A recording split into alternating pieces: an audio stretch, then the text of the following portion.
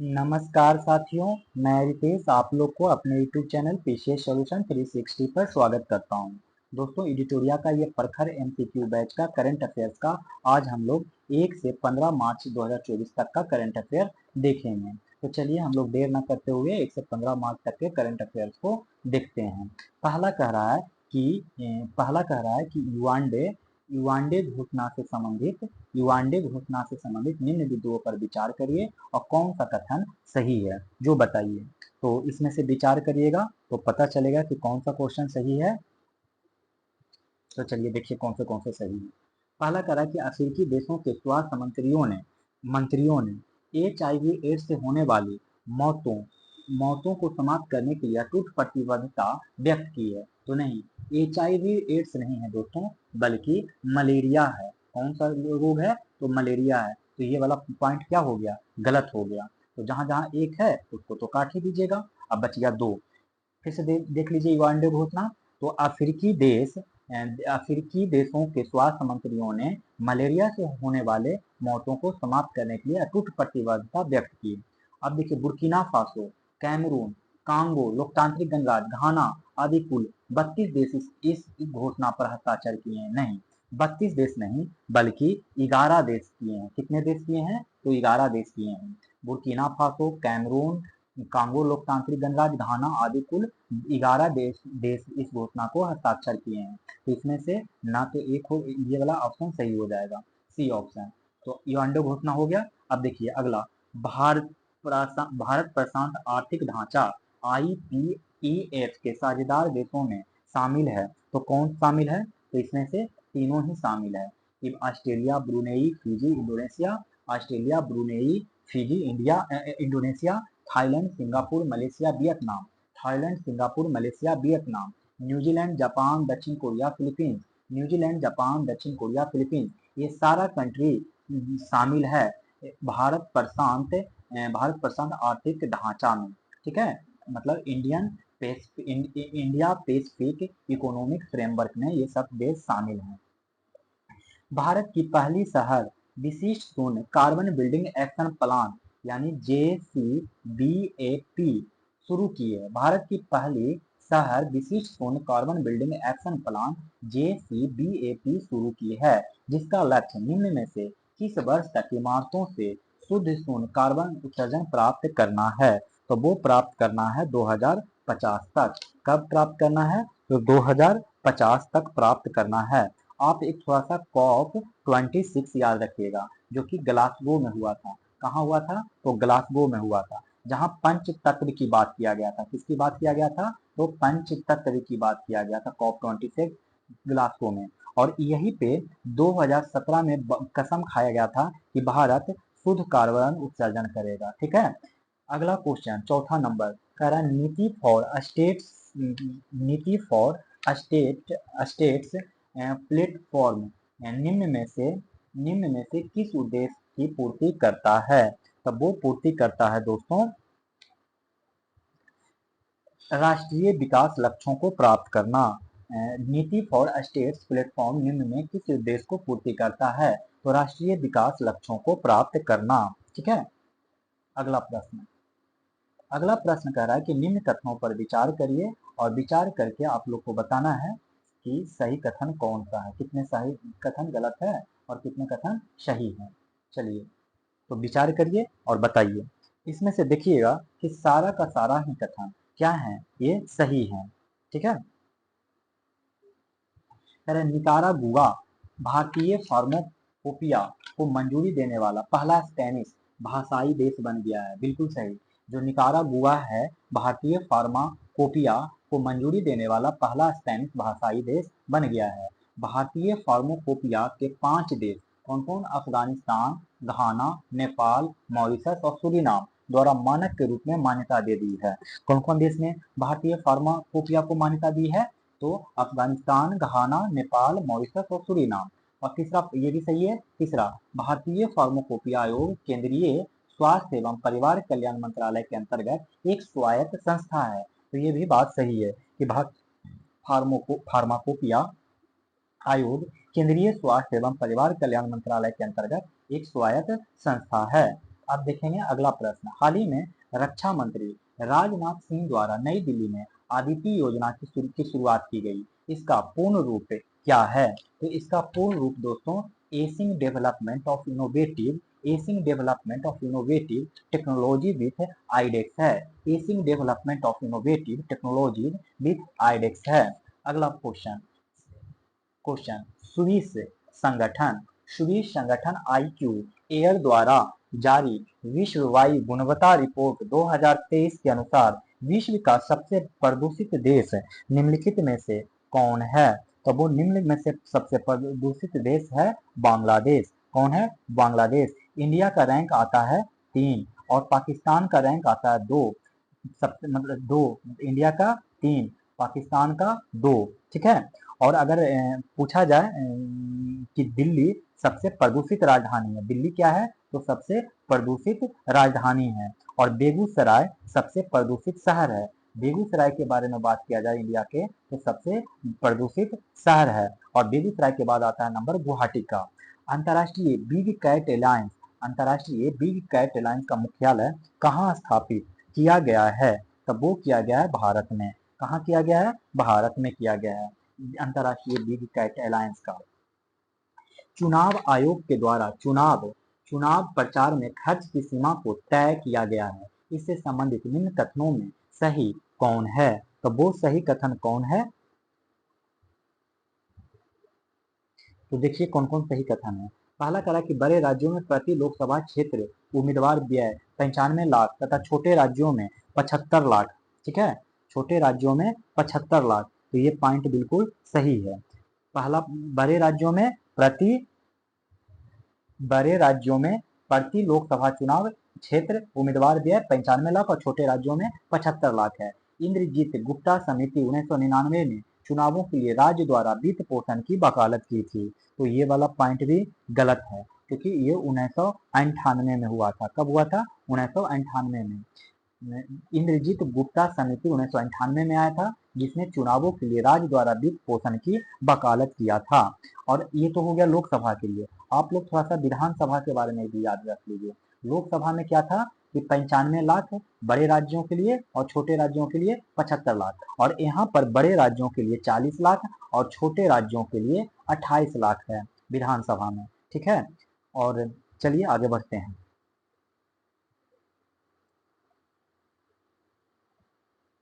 अगला क्वेश्चन, भारत की पहली अंडर वाटर मेट्रो लाइन का अनावरण कहाँ किया गया है? तब वो किया गया है कोलकाता में। कहाँ किया गया है? कोलकाता में। और ये 6 मार्च 2024 6 मार्च 2024 को पीएम मोदी द्वारा लॉन्च किया गया है, मतलब उद्घाटन किया गया है। और ये 1.2 किलोमीटर हुगली नदी में है।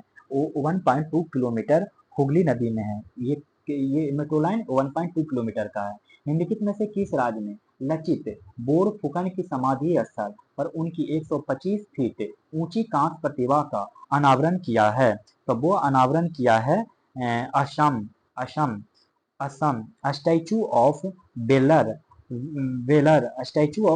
वीरता की प्रतिमा। स्टैचू ऑफ बेलर वेलर इसका मतलब होता है वीरता की प्रतिमा। वीरता की प्रतिमा। निम्नलिखित में से किस राज्य में लचित बोरफुकन की समाधि स्थल पर उनकी 125 फीट ऊंची कांस्य प्रतिमा का अनावरण किया है? तो वो है असम में। अगला प्रश्न देखिए, कह रहा है कि साइबर अपराध तथा वित्तीय धोखाधड़ी में दूरसंचार साधनों के दुरुपयोग पर अंकुश लगाने के लिए संचार साथी के तहत निम्नलिखित में से किस पोर्टल का आरंभ किया गया है? तब वो किया गया है चक्षु पोर्टल। साइबर अपराध तथा वित्तीय धोखाधड़ी में दूरसंचार साधनों के दुरुपयोग पर अंकुश लगाने के लिए संचार साथी के तहत निम्नलिखित में से किस पोर्टल का आरंभ किया गया है? तो चक्षु पोर्टल का आरंभ किया गया है। 13 नंबर, प्रधानमंत्री सामाजिक उत्थान एवं रोजगार आधारित जन कल्याण PM स्वराज राष्ट्रीय पोर्टल की शुरुआत निम्नलिखित में से किस मंत्रालय के द्वारा किया गया है? तब वो किया गया है सामाजिक न्याय एवं अधिकारिता मंत्रालय। सामाजिक न्याय एवं अधिकारिता मंत्रालय। प्रधानमंत्री सामाजिक उत्थान एवं रोजगार आधारित जन कल्याण पीएम स्वराज राष्ट्रीय पोर्टल की शुरुआत निम्नलिखित में से किस मंत्रालय के द्वारा किया गया है? तो सामाजिक न्याय एवं अधिकारिता मंत्रालय। ओखला पक्षी अभ्यारण्य उत्तर प्रदेश के गौतम बुद्ध नगर जिले में स्थित है। हाल के समाचार पत्रों में चर्चा में होने का कारण क्या था? तो वो कारण था विश्व वन्यजीव दिवस 2024 यहीं पे मनाया गया है। ठीक है, तो विश्व वन्यजीव दिवस 2024 यहीं पे मनाया गया था। और ये कब मनाया गया था? तो 3 मार्च को मनाया गया था। कब मनाया गया था दोस्तों? तो 3 मार्च को मनाया गया था। ओखला पक्षी अभ्यारण्य उत्तर प्रदेश के गौतम बुद्ध नगर जिले में स्थित है। हाल के समाचार पत्रों में चर्चा में होने का कारण क्या था? तो विश्व वन्यजीव दिवस 2024 मनाया गया 3 मार्च को। और कह रहा है कि अफ्रीकी चीता जो है पूनो नेशनल पार्क में लाया गया था। कहाँ लाया गया था? तो पूनो नेशनल पार्क में लाया गया था। अब देखिए सिल्वर गार्लिक, क्या कह रहा है? सिल्वर गार्लिक को हाल ही में जीआई टैग दिया गया। यह निम्नलिखित में से किस राज्य का उत्पाद है? तो वो है मध्य प्रदेश का। किस राज्य का उत्पाद है? तो मध्य प्रदेश का उत्पाद है। मध्य प्रदेश का सिल्वर गार्लिक कहाँ का उत्पाद है? तो मध्य प्रदेश का है। 16 नंबर का क्वेश्चन देखेंगे। 16 नंबर में आप लोग को गलत कथन बताने कह रहा है। तो देखिए बताइए गलत कथन कौन है? 16 का केवल एक ही है जो गलत कथन है। ठीक है, जिसमें कह रहा है कि पटना में भारत के पहले डॉल्फिन अनुसंधान केंद्र का उद्घाटन बिहार के राज्यपाल राजेंद्र प्रसाद आर्लेकर द्वारा किया गया। तो यही पॉइंट बात गलत है, बाकी सेकंड पॉइंट सही है। यह ओशन ग्रेस नामक भारत का पहला मेड इन इंडिया एचटीडीएस टग का उद्घाटन किया गया। ओशन ग्रेस नामक भारत का पहला मेड इन इंडिया एचटीडीएस टग का उद्घाटन किया गया। अगला पॉइंट, 1300 फीट से अधिक ऊंचाई पर दुनिया की सबसे लंबी 2 लेन सड़क सुरंग सेलाल सुरंग। कौन सा? 13,000 फीट से अधिक ऊंचाई पर दुनिया की सबसे लंबी 2 लेन सड़क सुरंग सेला सुरंग का उद्घाटन किस राज्य में किया गया? तो वो किया गया है दोस्तों अरुणाचल प्रदेश में। कहाँ किया गया है सेला सुरंग का उद्घाटन? तो 1300 फीट से अधिक ऊंचाई पर है, तो अरुणाचल प्रदेश में। अगला क्वेश्चन 18 नंबर का देखिए कि महाराष्ट्र कैबिनेट द्वारा अहमदनगर जिले का नाम बदलकर अहिल्या नगर कर दिया गया है। कौन सा कर दिया गया है? तो अहिल्या नगर कर दिया गया है। महाराष्ट्र कैबिनेट द्वारा अहमदनगर जिला का नाम बदलकर अहिल्या नगर कर दिया गया है। निम्नलिखित कथनों पर आप विचार कर लीजिए दोस्तों, और विचार करके आराम से सही कथन का बारे में बताइए। तो देख लीजिए सही कथन क्या है। इसमें दोनों ही कथन क्या है? सही है। कह केरल के तिरुवनंतपुरम के एक स्कूल में भारत के पहले जनरेटिव एआई शिक्षक IRIS इरिस माने IRIS केरल के तिरुवनंतपुरम के एक स्कूल में भारत के पहले जनरेटिव एआई शिक्षक IRIS को पेश किया गया है।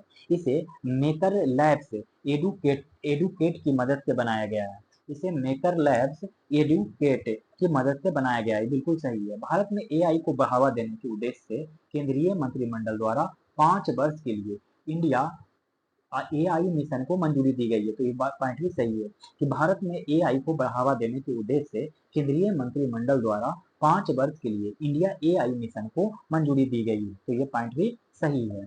मवेशी तस्करी की समस्या पर अंकुश लगाने के लिए निम्नलिखित में से किस राज्य या केंद्र शासित प्रदेश ने ऑपरेशन कामधेनु लॉन्च किया है? तो वो है जम्मू कश्मीर। वो कौन है? जम्मू कश्मीर। जम्मू कश्मीर के जो राज्यपाल हैं, कौन है? राज्यपाल वो कौन है? ये आप लोग को बताना है। तो ये है मनोज सिन्हा।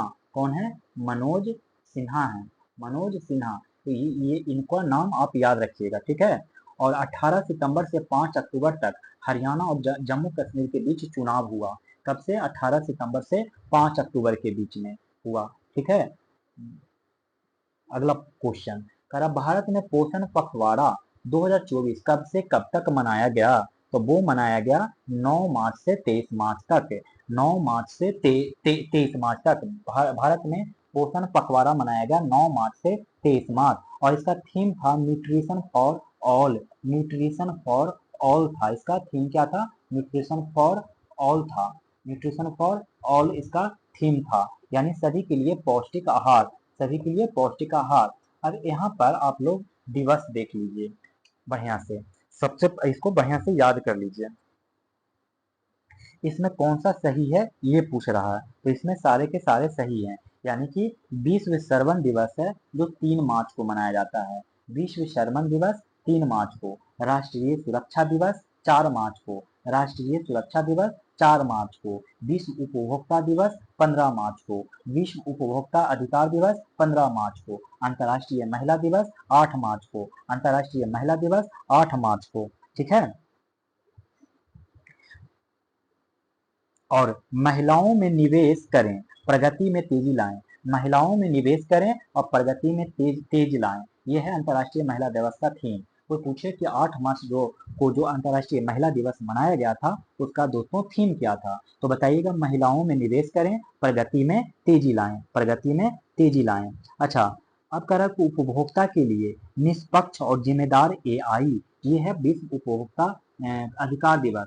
अगर कोई पूछे कि विश्व उपभोक्ता अधिकार दिवस 15 मार्च का क्या है थीम, तो बताइएगा उपभोक्ता के लिए निष्पक्ष और जिम्मेदार एआई। उपभोक्ता के लिए निष्पक्ष और जिम्मेदार एआई। 4 मार्च को मनाया जाता है national safety day. National safety day मतलब राष्ट्रीय सुरक्षा दिवस। इसमें है कि ईएसजी उत्कृष्ट के लिए सुरक्षा नेतृत्व पर ध्यान दें।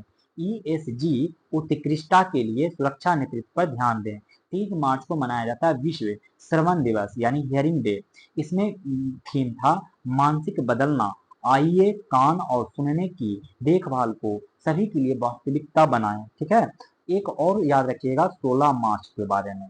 16 मार्च के बारे में याद रखिएगा कि राष्ट्रीय टीकाकरण दिवस होता है। राष्ट्रीय टीकाकरण दिवस 16 मार्च को क्या मनाया जाता है, तो राष्ट्रीय टीकाकरण दिवस। और टीके सभी के लिए काम करते हैं, टीके सभी के लिए काम करते हैं, इसका थीम है। अब हम लोग देखेंगे अगला प्रश्न। सर्वश्रेष्ठ निर्देशन के लिए ऑस्कर 2024 का निम्नलिखित में से किनको दिया गया है। सर्वश्रेष्ठ निर्देशन के लिए ऑस्कर 2024 किनको दिया गया है, तो वो दिया गया है Christopher Nolan. Christopher Nolan. Christopher Nolan. ठीक है। थोड़ा सा हम लोग बात कर लेते हैं ऑस्कर 2024 के बारे में। ऑस्कर 2024 के बारे में जो 2024 में हुआ था। ठीक है।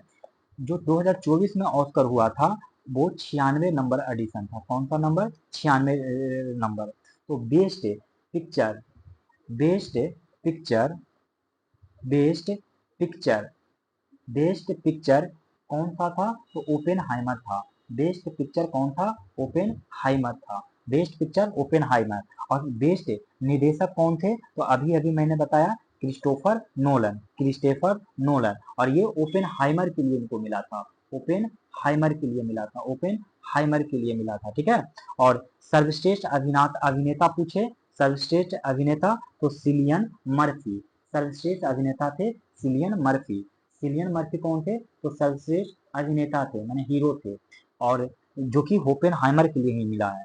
और सर्वश्रेष्ठ अभिनेत्री पूछे तो एमा स्टोन। एमा स्टोन कौन थी, सर्वश्रेष्ठ अभिनेत्री थी।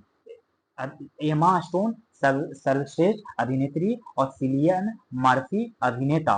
और क्रिस्टोफर नोलन सर्वश्रेष्ठ निर्देशन। निर्देशन और अभिनेत्री को पुअर थिंग्स के लिए इनको मिला है ऑस्कर, पुअर थिंग्स के लिए। और बाकी Cillian Murphy, Robert Downey sorry Cillian Murphy और क्रिस्टोफर नोलन को ऑस्कर के लिए, क्रिस्टोफर नोलन को डायरेक्टर माने सर्वश्रेष्ठ निर्देशन के लिए, सिलियन मर्फी को अभिनेता के लिए और एमा स्टोन को पुअर के थिंग्स के लिए। इन दोनों को मिला है ओपेनहाइमर के लिए। सर्वश्रेष्ठ फिल्म भी ओपेनहाइमर ही था। अगर सर्वश्रेष्ठ सहायक अभिनेता पूछे तो बताना है, सर्वश्रेष्ठ अभिनेता पूछे, सर्वश्रेष्ठ सहायक अभिनेता माने असिस्टेंट, तो बताइएगा Robert Downey junior. Robert Downey junior, ये भी ओपेनहाइमर के लिए है। सर्वश्रेष्ठ सहायक अभिनेत्री पूछे तो बताइएगा डा बाइन, डा बाइन जॉय रेडोल्फ। रेडोल्फ, रेडोल्फ। तो डा बाइन जॉय रेडोल्फ द होल्ड ओवर्स के लिए, द होल्ड ओवर्स के लिए मिला था। और ऑस्कर पुरस्कार आरंभ हुआ था 1929 में। 1929 में। तो अगला प्रश्न हम लोग देखते हैं कि राष्ट्रपति द्रौपदी मुर्मू द्वारा राष्ट्रीय अनुसूचित आयोग अनुसूचित आयोग आयोग एनसीएस का अध्यक्ष निम्नलिखित में से किनको चुना गया है? तो वो चुना गया है दोस्तों किशोर मकवाना को। किशोर मकवाना को राष्ट्रीय द्रौपदी मुर्मू द्वारा राष्ट्रीय अनुसूचित जाति आयोग का अध्यक्ष किनको चुना गया है? तो किशोर मकवाना को। आसिफ अली जरदारी पाकिस्तान के कौन से क्रम के राष्ट्रपति के रूप में नियुक्त हुए हैं? तो वो हुए हैं 14वें नंबर के आसिफ अली जरदारी पाकिस्तान के 14वें नंबर के राष्ट्रपति हैं। और वहाँ के ही एक पीएम है जिनका नाम है शहबाज शरीफ। तो वो दूसरी बार पीएम चुने गए हैं। कितनी नंबर बार? दूसरी बार पीएम चुने गए हैं। और वो PMLN पार्टी से संबंधित है, पाकिस्तान मुस्लिम लीग नवाज पार्टी से संबंधित है। भारत के जो राष्ट्रपति हैं, भारत के राष्ट्रपति द्रौपदी मुर्मू वो 15वें नंबर के राष्ट्रपति हैं। और जो जगदीप धनकर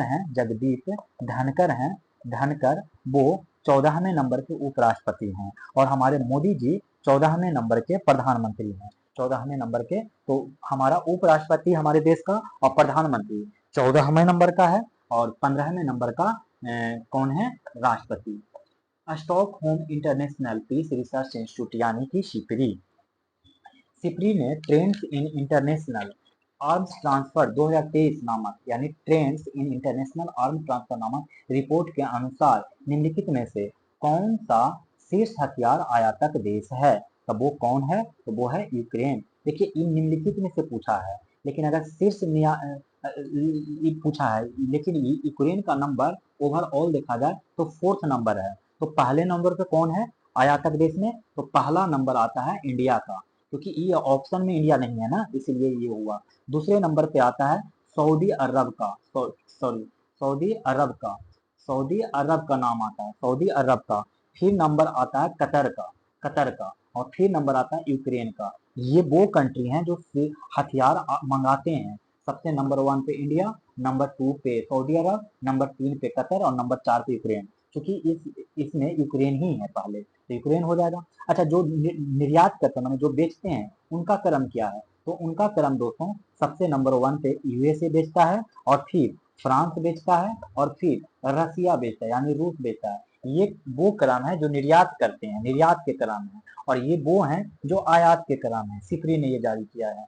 हाल ही में संयुक्त राष्ट्र विकास कार्यक्रम UNDP द्वारा संयुक्त राष्ट्र मानव विकास सूचकांक 2023-24 जारी किया गया। इस सूचकांक में शीर्ष स्थान प्रदर्शनकर्ता देश कौन है? तो वो कौन है? तो वो है स्विट्जरलैंड। कौन है? स्विट्जरलैंड। देखिए भारत का रैंक इसमें 134 आया। कितने देशों में 134 आया? तो 193 में। और इंडिया का इसमें स्कोर कितना रहा? तो 0.644। हाल ही में संयुक्त राष्ट्र विकास कार्यक्रम द्वारा संयुक्त राष्ट्र मानव विकास सूचकांक 2023-24 जारी किया गया। इसमें सूचकांक में शीर्ष प्रदर्शन करता देश स्विट्जरलैंड रहा। इंडिया 134 रैंक रहा, 193 में 0.644 इसका स्कोर रहा था। और दूसरे नंबर पे कौन रहा था? फर्स्ट नंबर पे स्विट्जरलैंड, दूसरे नंबर पे नॉर्वे और तीसरे नंबर पे आइसलैंड रहा था। ठीक है। अगला क्वेश्चन, मोहम्मद मुस्तफा को हाल ही में निम्नलिखित में किस देश के नए प्रधानमंत्री के रूप में नियुक्त किया गया है? तो वो किया गया फिलिस्तीन। मोहम्मद मुस्तफा को हाल ही में निम्नलिखित में से फिलिस्तीन का प्रधानमंत्री नियुक्त किया गया है। ठीक है। और फिलिस्तीन का जो राष्ट्रपति हैं उनका नाम आप लोग बताइए। तो फिलिस्तीन का जो राष्ट्रपति हैं उनका नाम है महमूद अब्बास। क्या नाम है? महमूद अब्बास नाम है। ठीक है, महमूद अब्बास। इंडोनेशिया के जो पीएम है उनका क्या नाम है? तो उनका नाम है जोको विडोडो। क्या नाम है?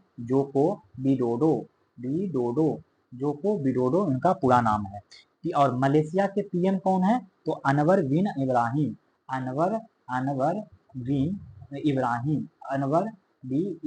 इब्राहिम ये हैं। और फिलिस्तीन के तो मैंने आपको बता ही दिया। और जॉर्डन के कौन है पीएम? तो जॉर्डन के पीएम जफर हसन हैं। जॉर्डन के पीएम जफर हसन हैं। 29 नंबर, निम्नलिखित में से किन्हें भारतीय चुनाव आयोग द्वारा राष्ट्रीय विकलांगता आइकॉन के रूप में घोषित किया गया है? तो वो घोषित किया गया है शीतल देवी को, जो कि जम्मू कश्मीर से संबंधित हैं। शीतल देवी किससे संबंधित है, कौन से राज्य से, तो जम्मू कश्मीर से। निम्नलिखित में किन्हें भारतीय चुनाव आयोग द्वारा राष्ट्रीय विकलांगता आइकॉन के रूप में घोषित किया है, तो जम्मू कश्मीर शीतल देवी को। इसमें से आप लोग को गलत कथन बताने कह रहा है, तो गलत कथन कोई भी नहीं है दोस्तों। कह रहा है कि भुवनेश्वर में भारत के पहले इंडोर एथलेटिक्स और जलीय केंद्र का उद्घाटन किया गया है। भुवनेश्वर में भारत के पहले इंडोर एथलेटिक्स और जलीय केंद्र का उद्घाटन किया गया है, तो ये पॉइंट बिल्कुल सही है। दूसरा, केंद्रीय जनजातीय मंत्रालय द्वारा झारखंड के खरसावा जिला, झारखंड का जो खरसावा जिला है उसको पदमपुर में जनजातीय संस्कृति और विरासत के संरक्षण और संवर्धन केंद्र का उद्घाटन किया।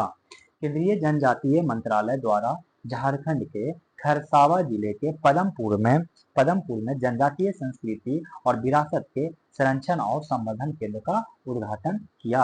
हाल ही में विश्व बैंक द्वारा महिला विकास, व्यवसाय और कानून 2023 रिपोर्ट जारी किया गया। इससे संबंधित तथ्यों पर विचार करें और विचार करिएगा तो पाइएगा कि सारे के सारे ही यह स्टेटमेंट क्या हैं, सही हैं। ये जो महिला विकास, व्यवसाय और कानून 2023 रिपोर्ट देख रहे हैं वो जारी हुआ था 2 मार्च 2023 को। कब जारी हुआ था, तो 2 मार्च 2023 को जारी हुआ था। और यह रिपोर्ट 190 अर्थव्यवस्थाओं में महिलाओं के आर्थिक अवसर को प्रभावित करने वाला कानूनों तथा विनियमों का विश्लेषण करता है। यह कितने अर्थव्यवस्थाओं में का, 190 का। दूसरा कह रहा है कि वैश्विक स्तर पर केवल 14 देशों में परफेक्ट 100 स्कोर किया है। वैश्विक स्तर पर देखा जाए तो केवल 14 ही ऐसे देश हैं जिसने परफेक्ट 100 स्कोर किया है। इस रिपोर्ट में निम्न मध्यम आय समूह देश के भारत का स्कोर 74.4 है। इस रिपोर्ट में निम्न मध्यम आय समूह देश के भारत का स्कोर 74.4 है। तो याद हो गया। अब अगला प्रश्न देख लीजिए। अगला प्रश्न कह रहा है कि चीन पाकिस्तान, इसमें सही कथन पूछ रहा है, तो इसमें सारे के सारे तो सही हो जाएंगे कि चीन, पाकिस्तान तथा रूस के नौसेना बलों ने हाल ही में ओमान की खाड़ी में मैरीटाइम सिक्योरिटी बेल्ट 2024 नामक एक संयुक्त नौसैनिक अभ्यास शुरू किया है। तो चीन, पाकिस्तान तथा रूस की नौसेना बलों ने हाल ही में ओमान की खाड़ी के पास मैरीटाइम सिक्योरिटी बेल्ट 2024 नामक एक संयुक्त नौसैनिक अभ्यास शुरू किया है, तो ये सही है। दूसरा, खाद्य सुरक्षा पर आयोजित कोडोक्स समिति CCFH के 54वें सत्र का आयोजन 11 से 15 मार्च 2024 को नैरोबी केन्या में आयोजित हुआ। तो ये पॉइंट भी क्या है, सही है कि खाद्य स्वच्छता पर आयोजित कोडोक्स समिति CCFH के 54वें सत्र का आयोजन 11 से 15 मार्च 2024 को नैरोबी केन्या में आयोजित हुआ। निम्नलिखित में से किस देश को मीजल्स एंड रूबेला चैंपियन पुरस्कार से सम्मानित किया, तो वो किया इंडिया को, ठीक है। और भारत द्वारा 2023 का उन्मूलन का लक्ष्य निर्धारित किया है मीजल्स एंड रूबेला को। तो ये मीजल्स एंड रूबेला चैंपियन पुरस्कार किसको सम्मानित किया गया, भारत को।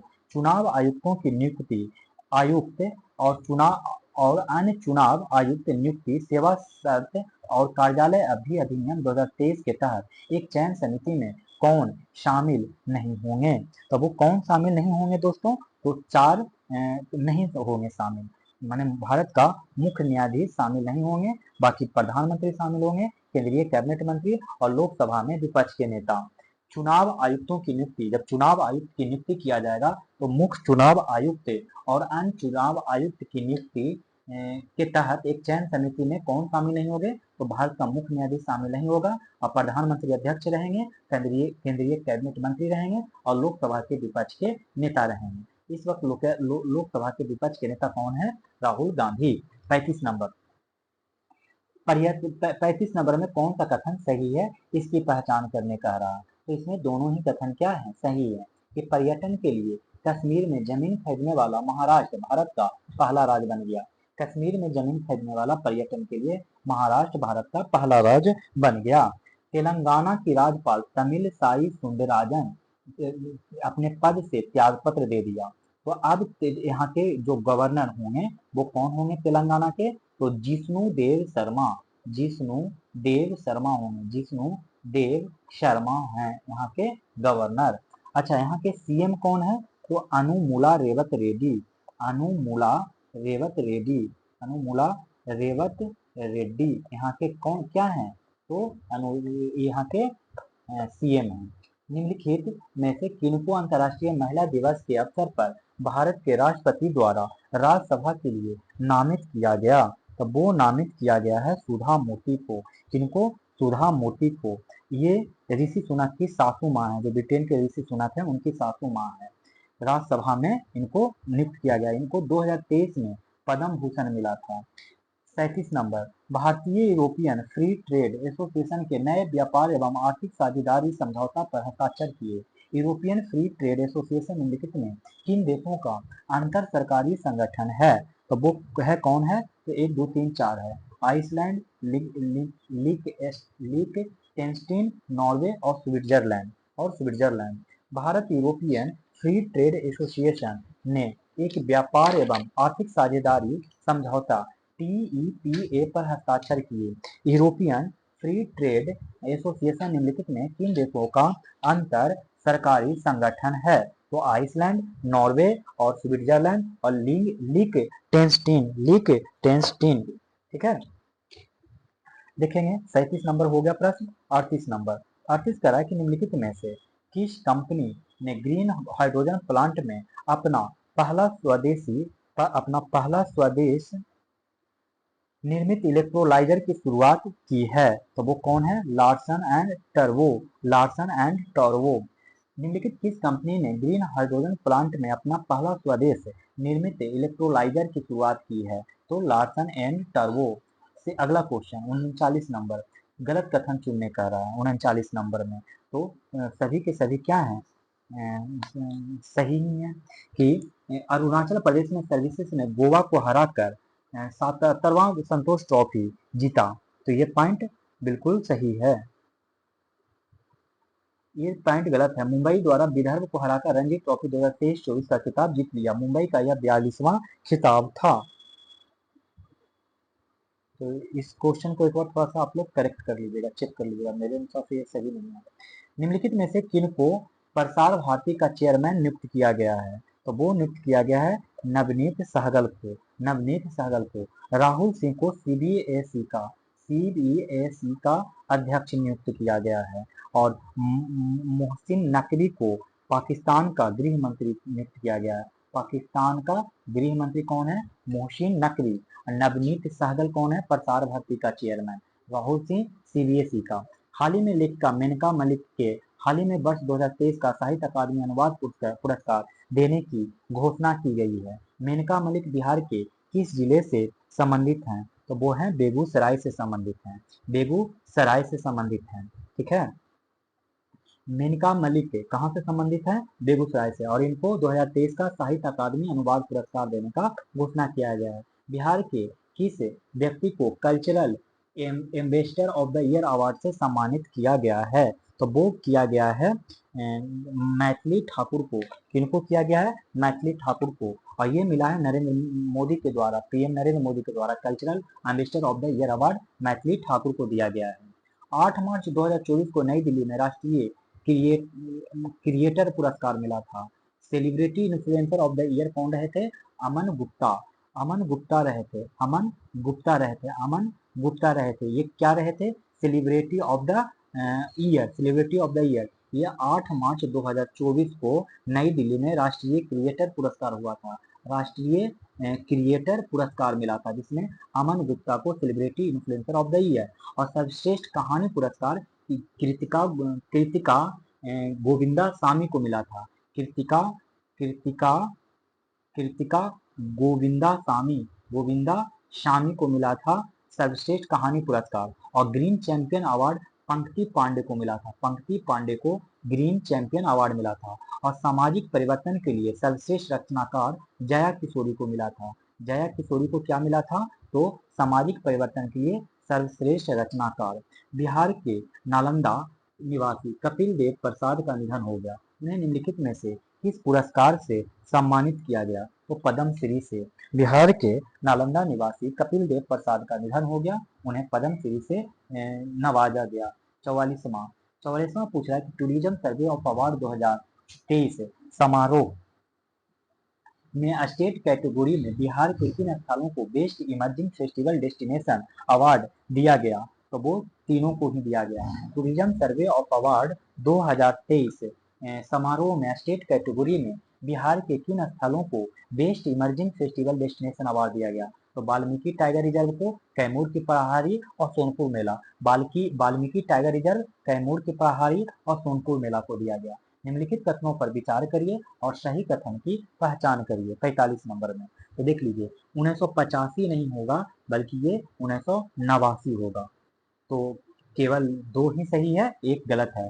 तो 1989 बैच का जो आईएएस अधिकारी हैं ब्रजेश मेहरोत्रा, 1989 बैच के आईएएस अधिकारी ब्रजेश मेहरोत्रा को हाल ही में बिहार का नया मुख्य सचिव नियुक्त किया गया। बिहार का नया मुख्य सचिव किनको नियुक्त किया गया? तो ब्रजेश मेहरोत्रा को, जो कि 1989 बैच के आईएएस अधिकारी हैं। 1990 बैच के आईएएस अधिकारी चैतन्य प्रसाद को नया विकास आयुक्त नियुक्त किया गया है। नया विकास आयुक्त किनको नियुक्त किया गया है? तो चैतन्य प्रसाद को। 46 नंबर, निम्नलिखित में से किन्हें सी इंस्पायर अवार्ड से सम्मानित किया गया है? तो वो सम्मानित किया गया है डॉक्टर सान्या शर्मा को। निम्नलिखित में से किन्हें सी इंस्पायर अवार्ड से सम्मानित किया गया है? डॉक्टर सान्या शर्मा। एक जिला एक उत्पाद को बढ़ावा देने के लिए बिहार के किस जिले में यूनिटी मॉल की आधारशिला रखी गई है? तो वो है पटना। एक जिला एक उत्पाद को बढ़ावा देने के लिए बिहार के किस जिले में? तो यूनिटी मॉल की आधारशिला रखा गया, तो पटना में। मुख्यमंत्री कन्या उत्थान योजना। मुख्यमंत्री कन्या उत्थान योजना राज्य सरकार द्वारा बेटियों के जन्म से लेकर स्नातक तक की पढ़ाई के लिए विभिन्न चरणों में कुल कितने राशि के प्रोत्साहन राशि का प्रावधान किया गया है? तब वो प्रावधान किया गया है 94,100 रुपया। 94,100 रुपया विभिन्न चरणों में दिया जाएगा। भारत इटली सैन्य सहयोग समूह के बैठक के 12वें संस्करण का आयोजन नई दिल्ली में कब किया गया था? तब वो किया गया है 12 से 13 मार्च 2024। 12 से 13 मार्च 2024 भारत इटली सैन्य सहयोग समूह के बैठक के 12वें संस्करण का आयोजन नई दिल्ली में कब किया गया? तो 12 से 13 मार्च 2024। और इटली के जो पीएम है कौन है? तो जियोर्जिया मेलोनी है, जॉर्जिया मेलोनी। अगला सवाल, निम्नलिखित में से किस देश में भारत की जैन औषधि पहल में शामिल होने वाला प्रथम देश बन गया है? तो वो है मॉरिशस। निम्नलिखित में से किस देश में भारत की जैन औषधि पहल में शामिल होने वाला प्रथम देश बन गया है? मॉरिशस। तो दोस्तों अब देखते हैं अगला, मतलब कि ये तो 1 से 15 मार्च तक हो गया। अब हम लोग 16 से 30 मार्च तक का करंट अफेयर 1 से 50 तक देखते हैं। तो अब आइए दोस्तों एडिटोरिया का ही प्रखर एमसीक्यू बैच का हम लोग 16 से 31 मार्च तक के करंट अफेयर्स को देखते हैं। ठीक है, इसमें आइए देख लीजिए, इसमें कुछ दिवस, पहला क्वेश्चन क्या है, कुछ दिवस से क्वेश्चन है, उसके बारे में याद करिए। चलिए, तो सबसे पहले हम लोग देख लें कि विश्व गौरैया दिवस कब मनाया जाता है और इसका हम लोग थीम भी देखेंगे। तो आइए शुरू करते हैं। विश्व गौरैया दिवस कब मनाया जाता है? तो 20 मार्च को। ये तो पॉइंट सही है, इसमें गलत कथन पूछ रहा है।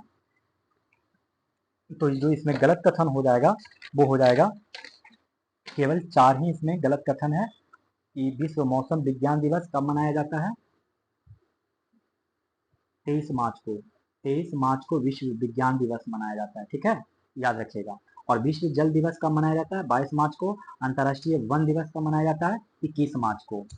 20 मार्च को 20 मार्च को विश्व गौरैया दिवस मनाया जाता है। विश्व गौरैया दिवस कब मनाया जाता है? तो विश्व गौरैया दिवस 20 मार्च को। और इसके लिए जो थीम है वो है गौरैया उन्हें एक, फिर मैं बोलता हूँ आप सुन लीजिएगा क्योंकि लिखने में बहुत बड़ा बड़ा है। गौरैया उन्हें एक द्वितीय मौका दी, मुझे गौरैया से प्यार है और हम गौरैया से प्यार करते हैं। जब भी गौरैया को द्वितीय मौका देने की बात किया जा रहा है और गौरैया से प्यार है हमें और हम गौरैया से प्यार करते हैं। यह है 20 मार्च का विश्व गौरैया दिवस।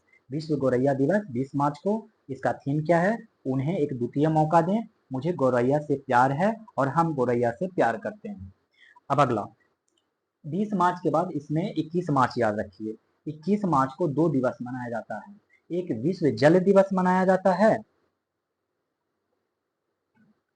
सॉरी, एक एक अंतर्राष्ट्रीय वन दिवस मनाया जाता है और एक नस्लीय भेदभाव उन्मूलन के लिए अंतर्राष्ट्रीय दिवस मनाया जाता है। इस दिन एक और मनाया जाता है, एक नस्लीय भेदभाव के लिए भी मनाया जाता है। नस्लीय भेदभाव के लिए भी अंतर्राष्ट्रीय दिवस मनाया जाता है 21 मार्च को। तो 21 मार्च को दो दिवस, एक अंतर्राष्ट्रीय वन दिवस, एक नस्लीय भेदभाव दिवस। देखिए, जब अंतर्राष्ट्रीय वन दिवस मनाया गया ना, तो उसका थीम है वन और नवाचार। क्या है थीम? वन और नवाचार।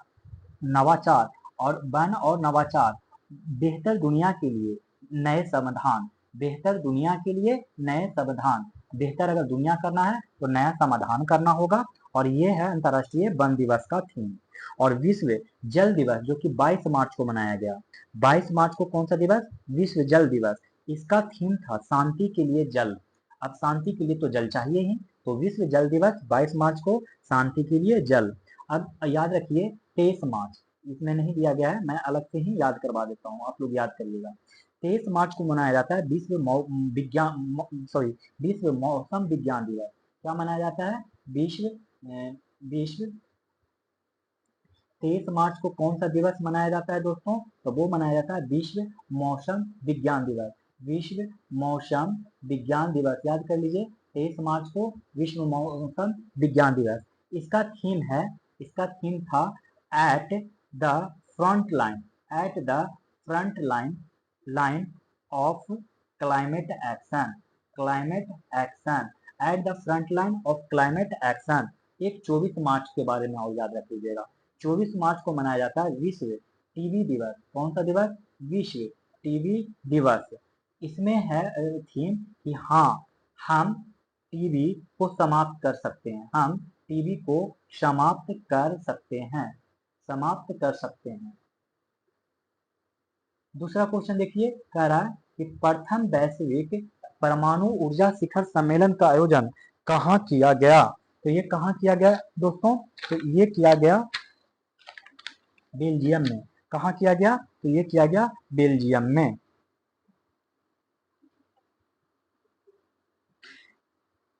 प्रथम वैश्विक परमाणु ऊर्जा शिखर सम्मेलन का आयोजन कहाँ किया गया? तो बेल्जियम में किया गया। जिसका उद्देश्य क्या था दोस्तों? अगर उद्देश्य पूछा जाए तो बताइएगा कि जीवाश्म ईंधन का के उपयोग को कम करें और सुरक्षा तथा आर्थिक विकास को बढ़ावा दें। ठीक है।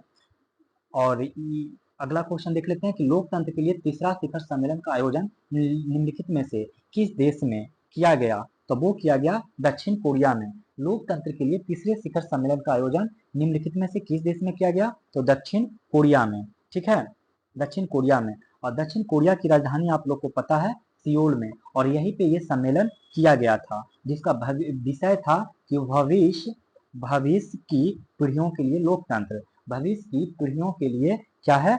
तो लोकतंत्र, पीढ़ियों के लिए लोकतंत्र। अगला क्वेश्चन कह रहा है कि वर्ष 2024 का अर्थ आवर डे कब मनाया गया? तो वो मनाया गया है 23 मार्च को।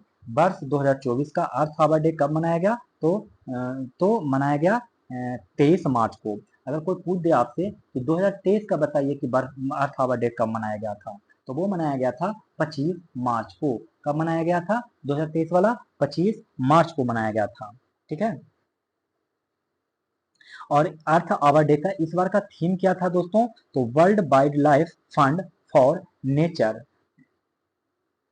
ठीक है। अगला, भारत ने अशांत हैती से अपने नागरिकों को निकालकर पड़ोसी डोमिनिकन गणराज्य पहुंचाने के लिए किस ऑपरेशन को शुरू किया गया? तो वो ऑपरेशन इंद्रावती को शुरू किया गया। भारत ने अशांत हैती से अपने नागरिकों को निकालकर पड़ोसी डोमिनिकन गणराज्य पहुंचाने के लिए किस ऑपरेशन की शुरू किया गया? तो ऑपरेशन इंद्रावती को शुरू किया गया।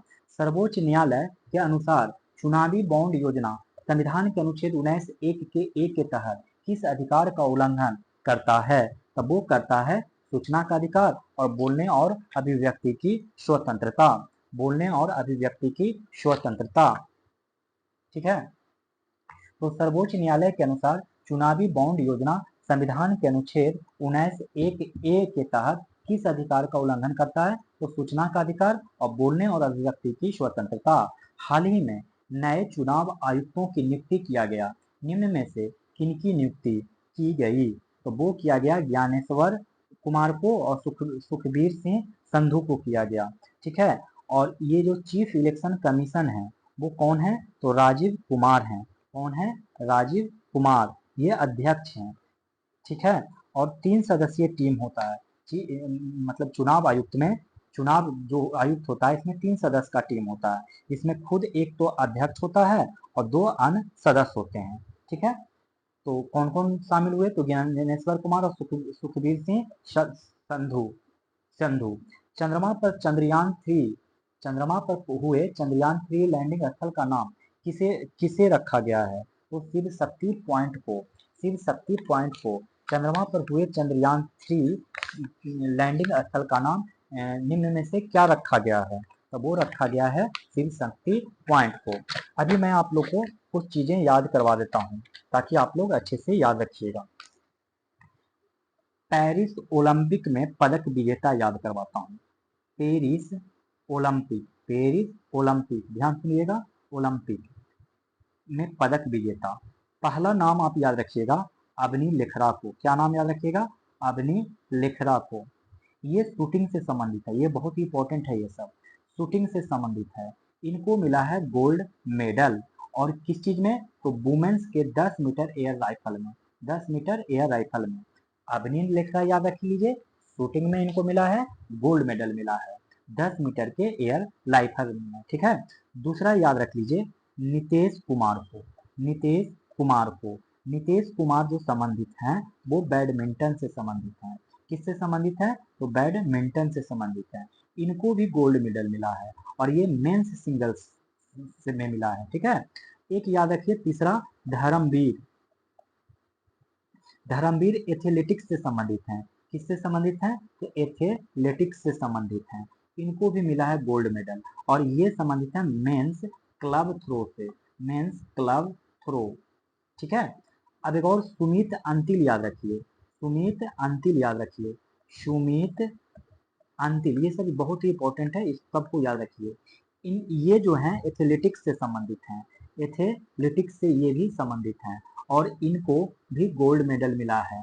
इनको भी क्या मिला है? तो गोल्ड मेडल मिला है। मेंस जेवलिन थ्रो करते हैं ये। और एक नाम याद रखिएगा, एक नाम याद रखिएगा शीतल देवी को, शीतल देवी को। ये कौन है? तो शीतल देवी और राकेश कुमार याद रखिएगा, राकेश कुमार। ठीक है, इन दोनों को ही ये दोनों तीरंदाजी से बिलोंग करते हैं, तीरंदाजी से, और इन दोनों को ही ब्रॉन्ज मेडल मिला है, ब्रॉन्ज मेडल मिला है। और इनको मिक्स्ड में मिला है, मिक्स्ड कंपाउंड ओपन में मिला है, मिक्स्ड कंपाउंड ओपन में मिला है। ठीक है, तो इतनी बात आप लोग को याद हो जाएगा। ये पैरा ओलंपिक से अभी मैंने याद करवाया तो घबराने की जरूरत नहीं है। अब क्वेश्चन नंबर 9 देखेंगे। 9 कह रहा है कि मानव विकास संस्थान और अंतर्राष्ट्रीय श्रम संगठन, मानव विकास संस्थान और अंतर्राष्ट्रीय श्रम संगठन ने भारत रोजगार रिपोर्ट 2024 जारी किया है। इस रिपोर्ट में निम्नलिखित कौन सा सूचकांक शामिल नहीं है? तो कौन सा सूचकांक शामिल नहीं है? तो मजदूरी भुगतान भागीदारी दर शामिल नहीं है। मानव विकास संस्थान और अंतर्राष्ट्रीय श्रम संगठन ने भारत रोजगार रिपोर्ट 2024 जारी किया है। इस रिपोर्ट में ये मजदूरी भागीदारी दर शामिल नहीं है। तो शामिल कौन है? तो नियमित औपचारिक कार्य में नियोजित श्रमिकों का प्रतिशत शामिल है, नियमित औपचारिक कार्य में नियोजित श्रमिकों का प्रतिशत शामिल है और आकस्मिक मजदूरों का प्रतिशत शामिल है, आकस्मिक मजदूरों का प्रतिशत शामिल है और गरीबी रेखा से नीचे स्वरोजगार करने वाले श्रमिकों का प्रतिफल, गरीबी रेखा से नीचे स्वरोजगार करने वाले श्रमिकों का प्रतिफल इसमें शामिल है। अगला प्रश्न कह रहा है कि संयुक्त राष्ट्र पर्यावरण कार्यक्रम और waste and resources action programme द्वारा संयुक्त रूप से फूड वेस्ट इंडेक्स रिपोर्ट 2024 जारी की गई है। इस रिपोर्ट के अनुसार कौन सा कथन गलत है? तो ये कथन कौन सा गलत है? तो इसमें जो कथन गलत है, कोई कथन गलत नहीं है, इसमें सारा का सारा तीनों ही सही है। फिर से क्वेश्चन समझिए कि संयुक्त राष्ट्र पर्यावरण कार्यक्रम और waste and resources action programme द्वारा संयुक्त रूप से फूड वेस्ट इंडेक्स रिपोर्ट 2024 जारी किया गया। इस रिपोर्ट के अनुसार कौन सा कथन गलत है? कोई भी कथन गलत नहीं है। पहला कह रहा है कि 2022 में प्रति व्यक्ति औसत भोजन बर्बादी 132 किलोग्राम था, तो बिल्कुल सही है कि वर्ष 2022 में प्रति व्यक्ति औसत भोजन बर्बादी 132 किलोग्राम था। कितना था? 132 किलोग्राम। कुल भोजन की बर्बादी 60% हिस्सा घरों से आता है। कुल भोजन की बर्बादी का 60% हिस्सा घरों से आता है। खाद्य सेवाओं का हिस्सा 28% का हिस्सा 12% है। 12% है। तो खाद्य सेवाओं का हिस्सा 28% और रिटेल का हिस्सा 12% है। रिटेल का हिस्सा 12% है। वैश्विक स्तर पर 2022 में 1.05 बिलियन टन खाद्य अपशिष्ट उत्पन्न हुआ है। खाद्य सेवाओं का हिस्सा 28% और रिटेल का हिस्सा 12% है। वैश्विक स्तर पर 2022 में 1.05 बिलियन टन खाद्य अपशिष्ट उत्पन्न करता हुआ है। अगला, संयुक्त राष्ट्र महासभा ने कृत्रिम बुद्धिमत्ता संयुक्त राष्ट्र महासभा ने कृत्रिम बुद्धिमत्ता पर पहले संयुक्त राष्ट्र प्रस्ताव को मंजूरी दी। यह निम्न में किस देश द्वारा संयुक्त राष्ट्र महासभा में प्रायोजित किया गया? तब वो प्रायोजित किया गया संयुक्त राज्य अमेरिका। संयुक्त राष्ट्र महासभा ने कृत्रिम बुद्धिमत्ता पर पहले संयुक्त राष्ट्र प्रस्ताव को मंजूरी दी। यह निम्न में से किस देश द्वारा संयुक्त राष्ट्र महासभा में प्रायोजित किया गया? तो संयुक्त राज्य अमेरिका। हाल ही में 12 राज्यों के 26 विधानसभा क्षेत्रों के लिए उपचुनाव की घोषणा की गई। इस घोषणा के अनुसार निम्न कथनों पर विचार करें। तो वो विचार करिए और बताइए कि कौन सा कथन सही है। तो इसमें से तीनों के तीनों ही कथन क्या हैं? गलत है। हाल ही में 12 राज्यों के 26 विधानसभा क्षेत्रों के लिए उपचुनाव की घोषणा की गई। तो इस घोषणा के अनुसार निम्न कथनों पर विचार करिए। तो देखिए, विचार करिए। जब विचार करिएगा तो पाइएगा कि बिहार के 2 विधानसभा क्षेत्रों के लिए उपचुनाव हुए। तो नहीं, ये गलत है। बिहार में 2 विधानसभा के लिए नहीं, बल्कि 1 विधानसभा के लिए हुआ। कितना? तो 1 के लिए हुआ। 1 के लिए। गुजरात में सर्वाधिक 5 विधानसभा क्षेत्रों के लिए उपचुनाव होंगे, ये भी गलत। हिमाचल प्रदेश में 4, झारखंड में 1 विधान, ये भी गलत। देखिए, मैं इसको अच्छे से याद करवा देता हूँ, आप लोग याद कर लीजिएगा। ठीक है, चलिए हम आप लोग को अब याद करवाते हैं। बिहार, हरियाणा, झारखंड, ये सब पढ़ने की कुछ आवश्यकता नहीं है। जो यहाँ पे याद करवाता हूँ वो याद करिए। बिहार, हरियाणा, झारखंड, महाराष्ट्र, राजस्थान, कर्नाटक, त्रिपुरा, तेलंगाना और तमिलनाडु। कहाँ? तमिलनाडु। फिर से सुनिए। बिहार, झारखंड, हरियाणा, महाराष्ट्र, राजस्थान, कर्नाटक, त्रिपुरा, तेलंगाना, तमिलनाडु। इन सब राज्यों में एक एक विधानसभा क्षेत्र का चुनाव करवाया गया, उपचुनाव करवाया गया। बिहार, हरियाणा, झारखंड, महाराष्ट्र, राजस्थान, कर्नाटक, त्रिपुरा, तेलंगाना, तमिलनाडु, इस सब में एक एक। और गुजरात में, कहाँ? गुजरात में 5 उपसभा चुनाव हुआ। ठीक है, गुजरात में 5, हिमाचल प्रदेश में 6, वेस्ट बंगाल में 2, यूपी में 4, वेस्ट बंगाल में 2, हिमाचल प्रदेश में 6, गुजरात में 5, हिमाचल प्रदेश में 6, वेस्ट बंगाल में 2, उत्तर प्रदेश में 4। और बिहार, हरियाणा, झारखंड, मध्य प्रदेश, महाराष्ट्र, बिहार, हरियाणा, झारखंड, मध्य प्रदेश, राजस्थान, कर्नाटक और क्या है, त्रिपुरा, तेलंगाना और तमिलनाडु, इन सब में एक एक उपचुनाव हुए विधानसभा का। तो याद हो गया होगा। 13 नंबर। हाल ही में नमो ड्रोन दीदी पहल की घोषणा कब की गई? इसका संबंध निम्नलिखित में से किस एक कार्य से जुड़ा हुआ है? तो वो जुड़ा हुआ है कि महिला नेतृत्व वाले स्वयं सहायता समूह को कृषि ड्रोन के उपयोग में प्रशिक्षित करने के लिए। तो नमो ड्रोन दीदी पहल का किस चीज से जुड़ा हुआ है संबंध इसका? तो महिला नेतृत्व वाले स्वयं सहायता समूहों को कृषि ड्रोन के उपयोग में प्रशिक्षित करने के लिए। अगला प्रश्न देख लीजिए। कह रहा है कि भारत में भारत में डिजिटल समावेशन, भारत में डिजिटल समावेशन और भाषाई विविधता के लिए सार्वभौमिक स्वीकृति दिवस पर भाषा नेट पोर्टल का अनावरण किया है। निम्नलिखित में से किस संस्था के द्वारा इस पोर्टल का आरंभ किया गया है? इस पोर्टल का आरंभ किस संस्था द्वारा किया गया है, ये आप लोग को बताना है। तो ये 2 और 3 संस्था के द्वारा किया गया है। ठीक है, कितने संस्था के द्वारा? तो 3, सूचना एवं प्रसारण मंत्रालय के द्वारा और national internet exchange of India के द्वारा।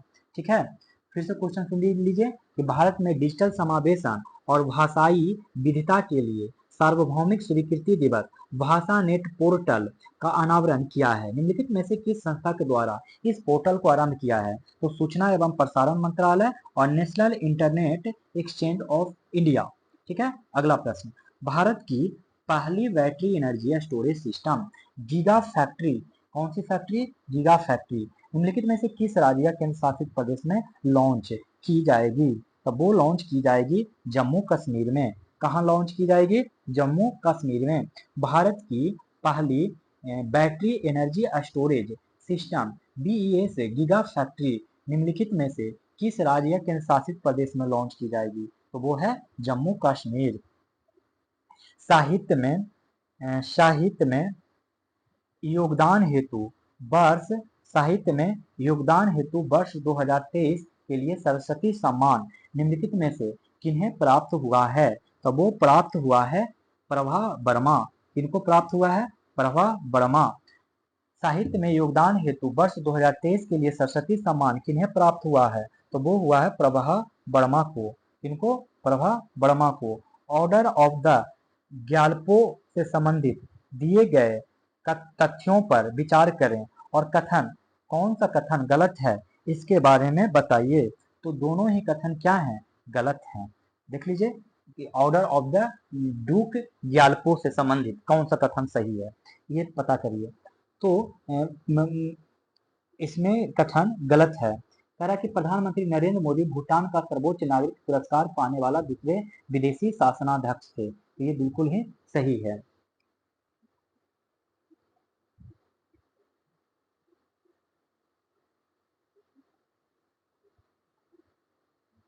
प्रधानमंत्री नरेंद्र मोदी को यह पुरस्कार वर्ष 2023 में दिया गया।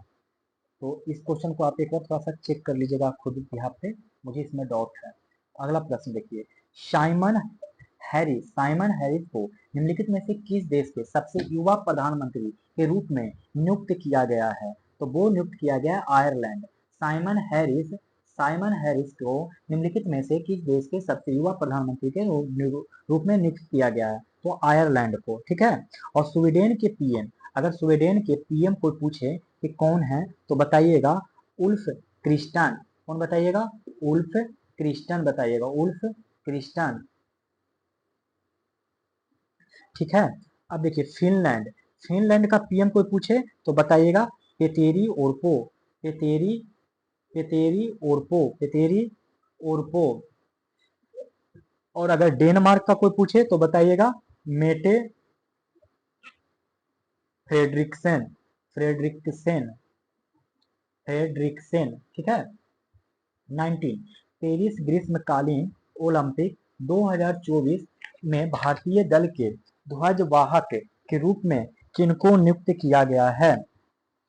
तो शरथ कमल को। पेरिस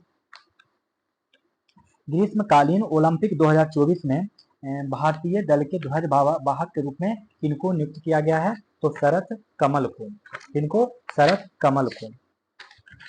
देखिए पेरिस ओलंपिक जो 2024 है, जो कि 33वां नंबर एडिशन था, इसके बारे में बताता हूँ कुछ। ये चला था 26 जुलाई से 11 अगस्त के बीच। कब चला था? 26 जुलाई से 11 अगस्त के बीच पेरिस में। ठीक है, अब इसके सेफ डी मिशन आप याद रखिएगा कि सेफ डी मिशन मेरी कॉम थे। कौन से सेफ डी मिशन? मेरी कॉम। अगर कोई पूछे डिप्टी सेफ डी मिशन कौन थे? तो शिव केशनन थे। शिव केशनन थे। अगर पेरिस ओलंपिक 2024 का ध्वज वाहक पूछे जैसा कि अभी इस क्वेश्चन में था, तो वो कौन थे? तो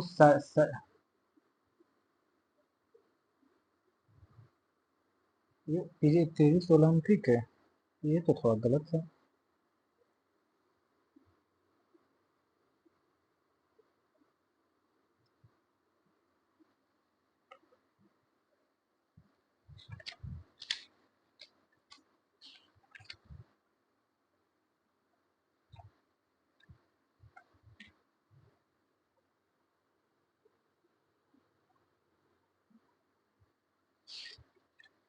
अच्छा, ये देख लीजिए, थोड़ा सा क्वेश्चन हम आगे बढ़ते हैं फट से। 20 नंबर पे आते हैं। 20 नंबर क्वेश्चन कह रहा है कि हाल ही में नीम का शहद नामक पुस्तक का विमोचन किया गया। यह पुस्तक निम्न में से किनके द्वारा लिखा गया है? तो वो लिखा गया है राजवर्धन आजाद आजाद के द्वारा। किनके द्वारा नीम का शहद लिखा गया है? तो ये लिखा गया है डॉक्टर राजवर्धन आजाद आजाद द्वारा। ये विमोचन किया गया है नीतीश कुमार सीएम द्वारा। सीएम नीतीश कुमार द्वारा इसका विमोचन किया गया। तीसवां राष्ट्रीय राज्य निर्वाचन आयुक्त सम्मेलन का आयोजन कहाँ किया गया? तब वो किया गया है बोध गया में। तीसवां राष्ट्रीय राज्य निर्वाचन आयुक्त सम्मेलन कहाँ आयोजित किया गया है? तो बोध गया में। हाल ही में पांडबुला गुट्टा को तेलंगाना में विशेष भू विरासत स्थल नामांकित किया गया है। यह स्थल निम्नलिखित में से किस काल की घटना से प्रदर्शित करता है? अब वो प्रदर्शित करता है गुफा से जुड़े साक्ष्य से, गुफा चित्र से जुड़े साक्ष्य से प्रदर्शित करता है। हाल ही में पांडबुला गुट्टा को तेलंगाना में विशेष भू विरासत स्थल नामित किया है। यह स्थल निम्नलिखित में से किस काल घटना को प्रदर्शित करता है? तो गुफा चित्र से जुड़े साक्ष्य। निम्नलिखित में से दिए गए कथनों में से गलत कौन है, ये बताने का रहा है। तो कोई भी इसमें दोनों ही दोस्तों सही है, कोई भी गलत नहीं है। कह रहा है कि भारत में निर्मित स्वदेशी एलसीए तेजस मार्क वन ए लड़ाकू विमान ने अपनी पहली उड़ान बेंगलुरु से सफलतापूर्वक की है।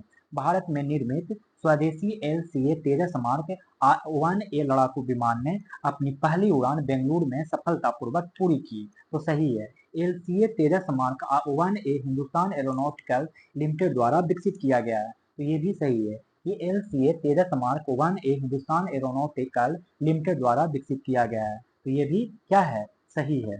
देश का सबसे बड़ा हवाई सैन्य अभ्यास गगन शक्ति 2024 का आयोजन कहाँ किया गया? तब वो किया गया राजस्थान में। देश का सबसे बड़ा हवाई सैन्य अभ्यास गगन शक्ति 2024 का आयोजन कहाँ किया गया? तो राजस्थान में। 22 मार्च 2024 को बिहार द्वारा कौन सा स्थापना दिवस मनाया गया है? तब वो मनाया गया है 112वां।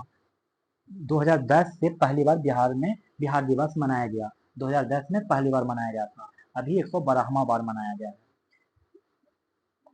त्रिपक्षीय अभ्यास आईएमटी ट्रीलेट 2024 का आयोजन निम्न में से किन देशों के बीच हुआ है? तो भारत के बीच हुआ है, मोजाम्बिक के बीच हुआ है और तंजानिया के बीच। भारत, मोजाम्बिक और तंजानिया के बीच में आईएमटी ट्रीलेट 2024 का आयोजन किया गया है। 27 नंबर का क्वेश्चन देख लीजिए। कह रहा है कि पेट्रोलियम और प्राकृतिक गैस मंत्रालय ने किन राज्यों के चुनिंदा 183 खुदरा दुकानों पर इथेनॉल 100 लॉन्च किया है? तो वो कौन से हो जाएंगे? सारे हो जाएंगे, ठीक है, सारे। तो महाराष्ट्र, कर्नाटक, नई दिल्ली, उत्तर प्रदेश और तमिलनाडु। पेट्रोलियम और प्राकृतिक गैस मंत्रालय ने किन राज्यों के चुनिंदा 183 खुदरा दुकानों पर इथेनॉल 100 लॉन्च किया है? तो महाराष्ट्र, उत्तर प्रदेश, कर्नाटक, नई दिल्ली और तमिलनाडु। भारतीय रेलवे कितनी अधिक आबादी वाले आकांक्षी शहरों में मल्टी मॉडल ट्रांसपोर्ट हब विकसित करने की योजना बनाई है? तब वो बनाई है 10 लाख से अधिक आबादी वाले आकांक्षी शहर।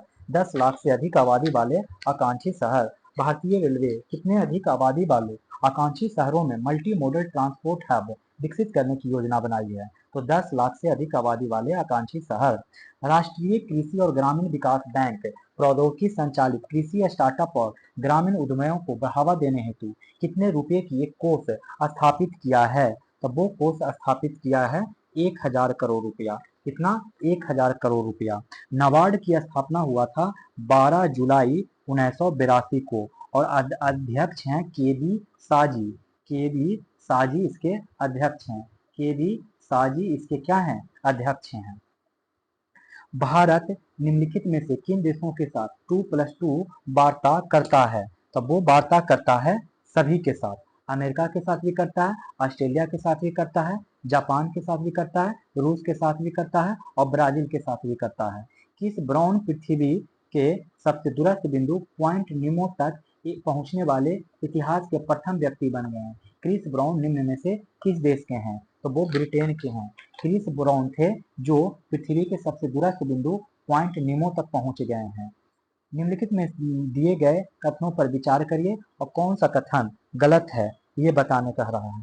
तो इसका जवाब थोड़ा सा मिला नहीं है, तो इसको आप लोग फिर से चेक कर लेंगे अपने से। 33 नंबर का प्रश्न देख लीजिए कि विश्व खुशहाली रिपोर्ट 2024 में भारत का रैंक क्या है? तो वो है 126वां रैंक है। विश्व खुशहाली रिपोर्ट में भारत का रैंक 146 है 143 देशों में। कितने देशों में? तो 143 देशों में भारत का रैंक 126वां है और ये 6 कारक में दिया जा 6 कारक के आधार पर दिया जाता है। सामाजिक सहयोग, आय, स्वास्थ्य, स्वतंत्रता, आय, स्वास्थ्य, स्वतंत्रता, उदारता, भ्रष्टाचार, सामाजिक सहयोग।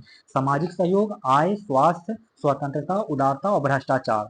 इसके शीर्ष देश 3 देश कौन है? तो फिनलैंड है, फिर डेनमार्क है और आइसलैंड है। फिनलैंड और आइसलैंड है। फिनलैंड, डेनमार्क और आइसलैंड इसके शीर्ष 3 देश हैं। निम्नलिखित में से किस देश द्वारा एक नए राष्ट्रीय कानून का अनावरण किया गया है जिसमें देशद्रोह और विद्रोह जैसे बड़े अपराधों के लिए आजीवन कारावास की सजा शामिल है? तो वो है हांगकांग। वो कौन है? हांगकांग। निम्नलिखित में से किस देश द्वारा एक नए राष्ट्रीय कानून का अनावरण किया गया है जिसमें देशद्रोह और विद्रोह जैसे बड़े अपराधों के लिए आजीवन कारावास की सजा दिया गया है? तो वो है हांगकांग। समलैंगिक विवाह को मान्यता प्रदान करने वाला पहला दक्षिण पूर्वी एशियाई देश बन गया है। अब वो बन गया है थाईलैंड। वो कौन बन गया है? थाईलैंड बन गया है। समलैंगिक विवाह को मान्यता प्रदान करने वाला पहला देश पूर्व एशियाई देश बन गया है, तो थाईलैंड बन गया है। भारत का गवर्नमेंट ई मार्केट पोर्टल किन 2 देशों के सरकारी पोर्टल बाद सार्वजनिक खरीद के लिए दुनिया का तीसरा सबसे बड़ा ई कॉमर्स प्लेटफॉर्म बन गया है? तो वो बन गया है दक्षिण कोरिया और सिंगापुर। भारत का गवर्नमेंट ई मार्केट पोर्टल किन 2 देशों के सरकारी पोर्टल बाद सार्वजनिक खरीद के लिए दुनिया का तीसरा सबसे बड़ा ई कॉमर्स प्लेटफॉर्म बन गया है? तो वो कौन बन गया है? तो वो बन गया है साउथ कोरिया और सिंगापुर। निम्नलिखित में से कौन सा कथन गलत है? तो वो कथन गलत है, तो ना तो एक गलत है और ना ही 2 गलत है, यानी दोनों का ही क्या है? सही है। तो गुजरात के एक शिक्षा मंत्री हैं द्वारा शिक्षा में प्रौद्योगिकी के महत्व पर बल देते हुए एक ऑनलाइन शिक्षण मंचन शिक्षा रिफॉर्म लॉन्च किया है। गुजरात के शिक्षा मंत्री द्वारा शिक्षा में प्रौद्योगिकी के महत्व पर बल देते हुए एक ऑनलाइन शिक्षण मंच शिक्षा रिफॉर्म लॉन्च किया है। तो ये पॉइंट सही है। चौधरी चरण सिंह हरियाणा कृषि विश्वविद्यालय द्वारा मटर की फसल को प्रभावित करने वाले एक नए बीमारी विशेष ब्रूम की खोज किया गया है। तो दोनों सही है कि चौधरी चरण सिंह हरियाणा कृषि विश्वविद्यालय द्वारा मटर को फसल को प्रभावित करने वाले एक नई बीमारी विशेष ब्रूम की खोज किया गया है। निम्न में से किस बैंक द्वारा एनपीसीआई के सहयोग से संपर्क रहित भुगतान के लिए फ्लैश पे ऐप लॉन्च किया गया है? तो वो लॉन्च किया गया है फेडरल बैंक के द्वारा। निम्न में से किस बैंक द्वारा एनपीसीआई के सहयोग से संपर्क रहित भुगतान के लिए फ्लैश पे ऐप लॉन्च किया गया है? तो वो है फेडरल बैंक। मातावारी पेड़ा प्रसाद जिसे हाल ही में जीआई टैग प्राप्त हुआ है किस राज्य का उत्पाद है? तो वो उत्पाद है त्रिपुरा का। मातावारी पेड़ा जिसे हाल ही में जीआई टैग प्राप्त हुआ है किस राज्य का उत्पाद है? तो त्रिपुरा का। हाल ही में किस उच्च न्यायालय ने एक निर्णायक फैसला सुनाते हुए मदरसा शिक्षा अधिनियम 2004 को असंवैधानिक घोषित कर दिया है? तब वो घोषित कर दिया है इलाहाबाद उच्च न्यायालय। हाल ही में किस उच्च न्यायालय ने एक निर्णायक फैसला सुनाते हुए मदरसा शिक्षा अधिनियम 2004 को असंवैधानिक घोषित कर दिया है? इलाहाबाद उच्च न्यायालय। स्टार्ट 2024 कार्यक्रम क्या है? तब वो है अंतरिक्ष विज्ञान द्वारा प्रौद्योगिकी जागरूकता कार्यक्रम। अंतरिक्ष विज्ञान और प्रौद्योगिकी जागरूकता कार्यक्रम स्टार्ट 2024 कार्यक्रम क्या है? तो अंतरिक्ष विज्ञान और प्रौद्योगिकी जागरूकता कार्यक्रम। हाल ही में बिहार में कितने रूट के लिए वंदे भारत एक्सप्रेस ट्रेनों की स्वीकृति दी गई है? तो वो दिया गया है 2 रूट। ये दोनों रूट कौन से हैं? तो एक है पटना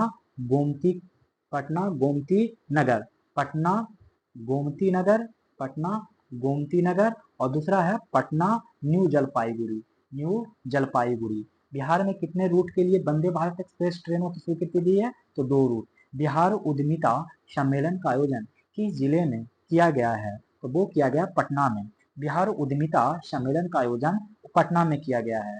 स्विस संगठन IQAIR द्वारा जारी विश्व वायु गुणवत्ता रिपोर्ट 2023 बिहार का कौन सा जिला 118.9 माइक्रोग्राम प्रति जन मीटर की औसत PM2.5 सांद्रता के साथ विश्व का सबसे प्रदूषित महानगरीय क्षेत्र बन गया है? तो वो बन गया है बेगूसराय। स्विस संगठन IQAIR द्वारा जारी विश्व वायु गुणवत्ता रिपोर्ट 2023 बिहार का कौन सा जिला 118.9 माइक्रोग्राम प्रति जन मीटर की औसत PM2.5 सांद्रता के साथ विश्व का सबसे प्रदूषित महानगरीय क्षेत्र बन गया है? वो है बेगूसराय। निम्नलिखित में से कौन सा कथन सही है? तो बताना है कि 45 नंबर में कि निम्नलिखित में से कौन सा कथन सही है। तो इसमें से सारे के सारे कथन क्या हैं? सही हैं। कि कर्नाटक के संगीतकार थोडूर मदाबुशी कृष्णा को 2024 के लिए संगीत कला निधि पुरस्कार विजेता के रूप में चयनित किया गया है। तो संगीत कला निधि पुरस्कार से किनको मिला है? तो कर्नाटक के संगीतकार थोडूर मदाबुशी कृष्णा को 2024 के लिए संगीत कला निधि पुरस्कार दिया गया है। कहाँ के संगीतकार हैं? तो कर्नाटक की। मोहिनी अट्टम के शीर्ष नृत्यांगना डॉक्टर नीना प्रसाद को 2024 में नृत्य कला निधि पुरस्कार से सम्मानित किया गया है। मोहिनी अट्टम की शीर्ष नृत्यांगना डॉक्टर नीना प्रसाद को 2024 में नृत्य कला निधि पुरस्कार से सम्मानित किया गया है। अगला, T20 क्रिकेट मैच में 12,000 रनों का आंकड़ा निम्न में से किस खिलाड़ी के नाम है? तो वो है क्रिस गेल, डेविड वार्नर और विराट कोहली। 47 नंबर का क्वेश्चन देख लीजिए। हाल ही में 22वें विधि आयोग के पूर्व अध्यक्ष न्यायमूर्ति ऋतुराज अवस्थी को लोकपाल के नए न्यायिक सदस्य के रूप में नियुक्त किया गया है। तो क्या ये बात सही है? तो हाँ जी, ये बात बिल्कुल ही सही है। हाल ही में 22वें विधि आयोग के पूर्व अध्यक्ष न्यायमूर्ति ऋतुराज अवस्थी को लोकपाल के नए न्यायिक सदस्य के रूप में नियुक्त किया गया है। दूसरा पॉइंट भी सही है कि हाल ही में सदानंद बसंत दाते को राष्ट्रीय अन्वेषण अभिकरण NIA का नया महानिदेशक नियुक्त किया गया है। तो ये दोनों ही पॉइंट सही है, यानी ना तो एक ना तो दो होगा, क्योंकि गलत कथन पूछ रहा है। तो हाल ही में सदानंद बसंत दाते को राष्ट्रीय अन्वेषण अभिकरण NIA का नया महानिदेशक नियुक्त किया गया है। 25 से 28 मार्च 2024 को भारतीय तलवारबाजी संघ की ओर से आंध्र प्रदेश में आयोजित सब जूनियर राष्ट्रीय तलवारबाजी प्रतियोगिता में बिहार के पूर्वी चंपारण की केसर राज ने कौन सा पदक जीता है? 25 से 28 मार्च 2024 को भारतीय तलवारबाजी संघ की ओर से आंध्र प्रदेश में आयोजित सब जूनियर 2024 तलवारबाजी प्रतियोगिता में बिहार के पूर्वी चंपारण के केसर राज ने कौन सा पदक जीता है? तो वो जीता है ब्रॉन्ज मेडल यानी कांस्य पदक। ब्रॉन्ज मेडल यानी कि कांस्य पदक। अगला प्रश्न, बिहार के किस व्यक्ति को संयुक्त अरब अमीरात सरकार ने गोल्डन वीजा प्रदान किया है? तो वो आनंद कुमार को, जो मैथमेटिशियन है। बिहार के किस व्यक्ति को संयुक्त अरब अमीरात सरकार ने गोल्डन वीजा प्रदान किया है? तो आनंद कुमार को। हाल ही में बिहार खेल छात्रवृत्ति योजना 2024 बिहार खेल छात्रवृत्ति योजना 2024 को मंजूरी दिया है। इसके तहत ओलंपिक स्तर के खिलाड़ियों को कितने रुपए की छात्रवृत्ति प्रदान की जाएगी? तो वो 20 लाख प्रति वर्ष। हाल ही में बिहार खेल छात्रवृत्ति योजना 2024 को मंजूरी दिया है। इसके तहत ओलंपिक स्तर के खिलाड़ियों को कितने रुपयों की छात्रवृत्ति प्रदान की जाएगी? तो वो की जाएगी 20 लाख प्रति वर्ष। लास्ट क्वेश्चन कह रहा है निम्नलिखित में से कौन सा कथन सही है? तो इसमें से सारे कथन सही हैं। तो राजस्थान में भारत और सेशल के बीच संयुक्त सैन्य अभ्यास आयोजित किया गया जिसका नाम था लैनिटिए। क्या नाम था? लैटिए।